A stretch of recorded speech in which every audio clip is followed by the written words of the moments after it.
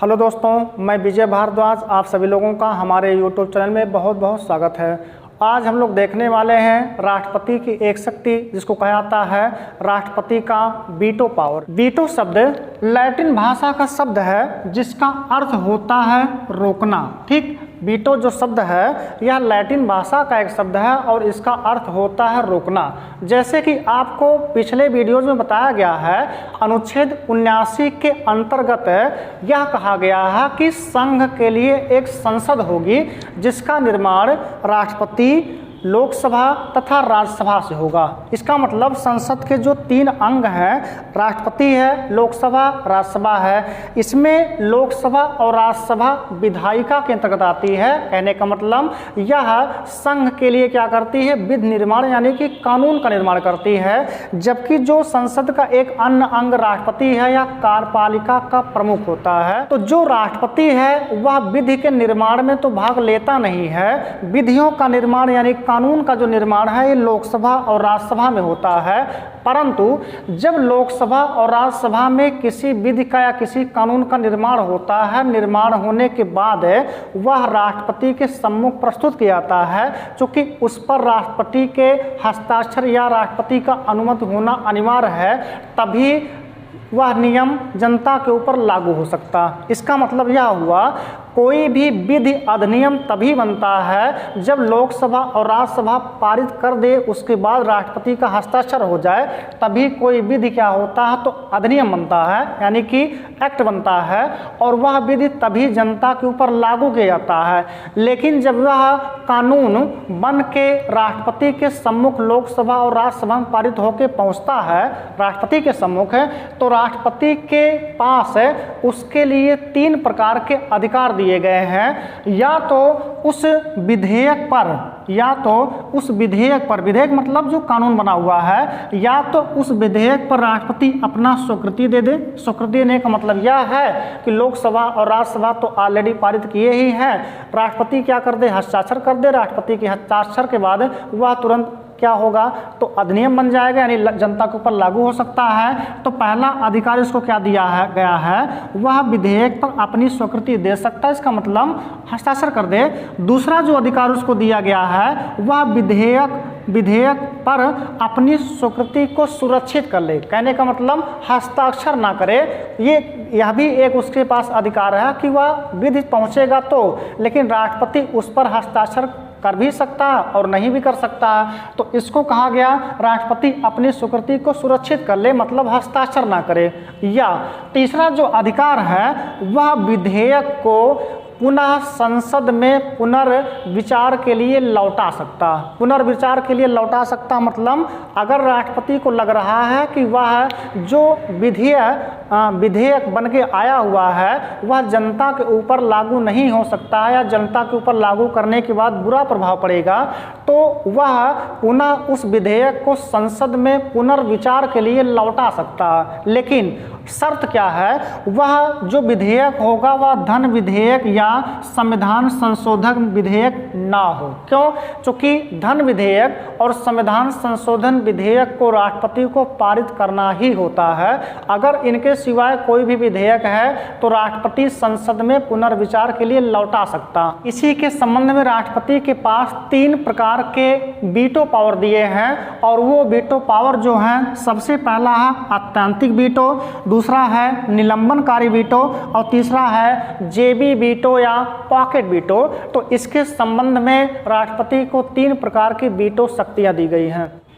आइए हम लोग देखते हैं पहला आत्यंतिक वीटो क्या है। आत्यंतिक वीटो या एब्सोल्यूट वीटो पावर क्या है, तो जब किसी विधेयक पर राष्ट्रपति अपनी अनुमति नहीं देता है तो वह जो विधेयक होता है वह स्वतः ही समाप्त हो जाता है। यानी कह सकते हैं कि आत्यंतिक वीटो के अंतर्गत राष्ट्रपति किसी विधेयक पर अपनी सहमत देने से मना कर देता है, यानी कि सहमत नहीं देता है, तो जो विधेयक है वह स्वतः ही समाप्त हो जाता है। इसको कहा जाता है आत्यंतिक वीटो। और आत्यंतिक वीटो राष्ट्रपति कब कब दे सकता है, तो वह इस शक्ति का प्रयोग या राष्ट्रपति इस वीटो शक्ति का प्रयोग केवल 2 कंडीशन में कर सकता है। सबसे पहला है अगर वह विधेयक किसी गैर सरकारी सदस्य के द्वारा प्रस्तुत किया गया है ना। अगर वह विधेयक किसी गैर सरकारी सदस्य के द्वारा प्रस्तुत किया गया है तो राष्ट्रपति उस विधेयक पर हस्ताक्षर करने से मना कर देता है। और यह गैर सदस्य कौन सा है, गैर सरकारी सदस्य कौन सा है, तो संसद का वह सदस्य जो मंत्री ना हो उसके द्वारा जो प्रस्तुत विधेयक होता है उसी को राष्ट्रपति क्या करता है, अनुमति देने से मना करता है, यानी कि हस्ताक्षर करने से मना कर देता है, हस्ताक्षर नहीं करता है तो वह विधेयक स्वतः ही समाप्त हो जाता है। दूसरा कंडीशन क्या होता है राष्ट्रपति के हस्ताक्षर ना करने का अत्यंतिक वीटो में, मान लीजिए अगर लोकसभा और राज्यसभा जो विधायिका कहलाती है कोई विधि बनाई है और लोकसभा राज्यसभा में पारित भी हो गया है और वह विधि पहुंचा है राष्ट्रपति के पास, लेकिन राष्ट्रपति के हस्ताक्षर के पहले ही जो उस समय की मंत्रिमंडल था उसने त्यागपत्र दे दिया हो तो और इसके स्थान पर नया मंत्रिमंडल आ जाए तो अगर केवल उस विधि पर राष्ट्रपति का हस्ताक्षर होना है और नई जो मंत्रिमंडल बनी है अगर वह राष्ट्रपति को मना कर दे कि इस पर हस्ताक्षर ना किया जाए तो राष्ट्रपति उस विधेयक पर हस्ताक्षर नहीं करता तो वह भी जो विधेयक है वह स्वतः ही क्या होगा, समाप्त हो जाएगा। तो 2 कंडीशन में ही राष्ट्रपति अत्यंतिक वीटो शक्ति का प्रयोग करता है। एक ऐसा समय जब कोई गैर सरकारी सदस्यों के द्वारा विधेयक प्रस्तुत किया गया है या मंत्रिमंडल ने त्यागपत्र दे दिया हो, नई मंत्रिमंडल बनी हो और वो मना कर रही हो कि राष्ट्रपति उस पर हस्ताक्षर ना करे तो राष्ट्रपति जो वीटो शक्ति का प्रयोग करते हुए उस पर हस्ताक्षर नहीं करता उसको कहते हैं अत्यंतिक वीटो। अगला जो वीटो शक्ति है वह है निलंबनकारी वीटो, सस्पेंशन वीटो।